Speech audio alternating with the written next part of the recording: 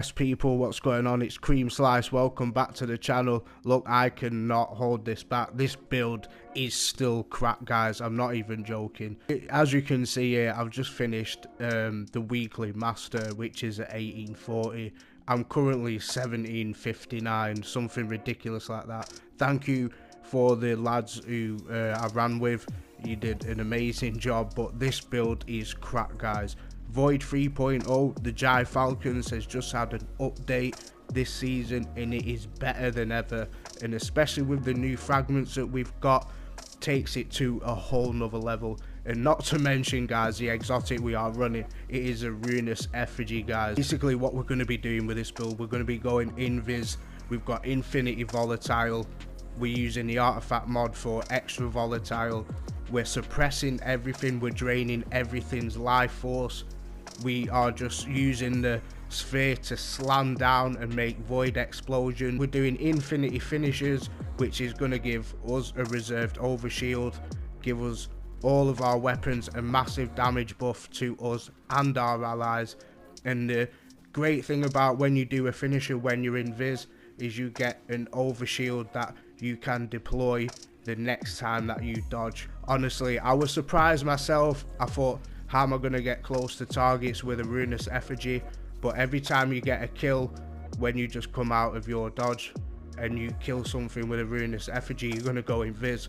You go and pick that ball of sphere up, you run into a crowd and it's going to drain everything, it's going to suppress everything, which is going to then lean into the mods that we've got, which is then going to lead into some of the fragments that we've got with it, and also some of the mods. We're going to be boosting the ruinous effigies damage output with some of the mods that we've got on. It's crazy, guys. We'll just get straight to it now. I don't want you to miss out.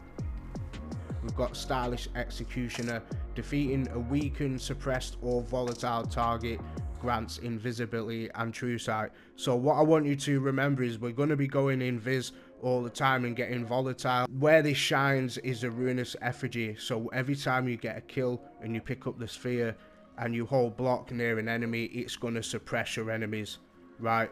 Draining their life force, giving you health in return, and then when you kill an enemy, it's going to turn you in Viz straight away because everything's suppressed. This is why ruinous effigy works so good with the gyrfalcons right now. Vanishing step, dodging makes us invisible, so you definitely want to be running 100 mobility to get the most out of your dodge. This is what we're going to be spamming to take advantage of our volatile rounds. The first fragment we're going to be taking in full advantage of, which has been reworked this season, is Echo of Domineering. After suppressing a target, you gain great increase to mobility and your equipped weapon is reloaded from reserves. Defeating a suppressed target creates a void breach. So when we go into the void breach, what we're going to be doing is basically going to give us devour, guys, with the other fragment that we've got. Where this really shines is so unloading your ruinous effigy, you get a kill, you pick up the sphere, you suppress your enemies, right, and it's just going to reload your ruinous effigy for you. Get that? Yeah, infinity ammo if you have it, and we're obviously going to be specking into mods that give us more special ammo, so don't worry about that. But this is a perfect mod for it. If you don't want to run that one, you could always run the weakening grenade if you're running solo, but in a fire team you don't really need it. The next mod is Echo of Starvation. Picking up a void breach or an orb of power grants devour. Next we've got Echo of Obscurity. When we do a finisher, we're going to go in Viz. Lastly, we're using Echo of Cessation. So when we do a finisher, it's going to create a burst of void damage that nearby combatants to become volatile. Again, we have unlimited volatile with everything we're trying to do, and then when you defeat a volatile target, you create a void breach. So now we have two ways of creating void breaches: one by suppressing, two by getting a finisher, and two by defeating volatile targets. So it's pretty much infinity devour at this point. This is why this fragment has definitely made the gyrfalcons cracked, because we can just create void breaches every time we get a kill. Falcons rework really quickly. See me, feel me. Your void weapons gain volatile rounds after you emerge from being invisible, so you want to come out of your invisibility manually. Don't let it run out. You want to start shooting out your invisibility to get the volatile rounds.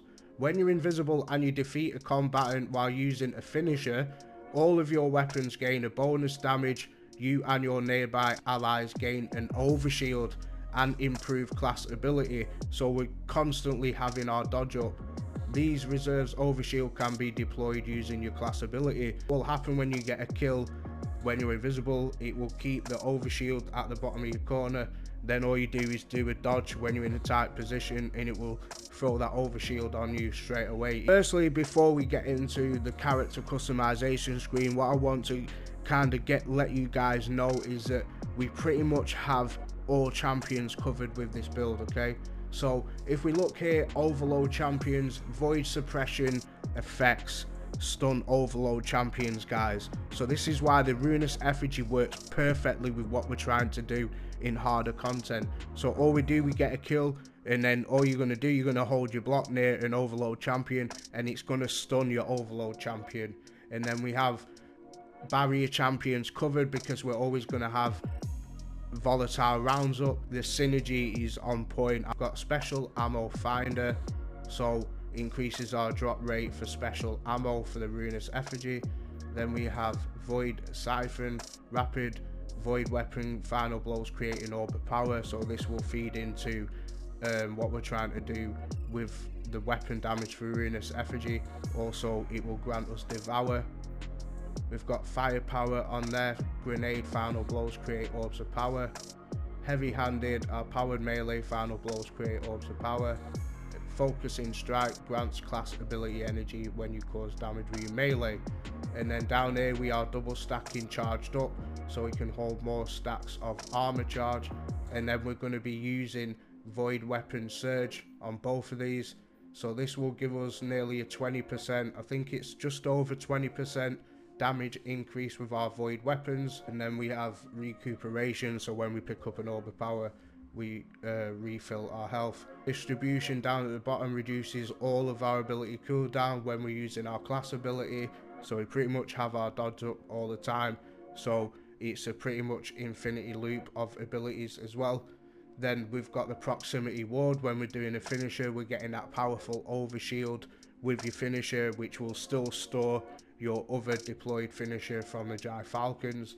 And then to top it off, we have special finisher. When we have armor charges and we do a finisher, it's going to create special ammo for our ruinous effigy. So yeah guys, it's absolutely amazing, this build. Thank you for watching. I hope you like it. I'm Cream Slice. Peace.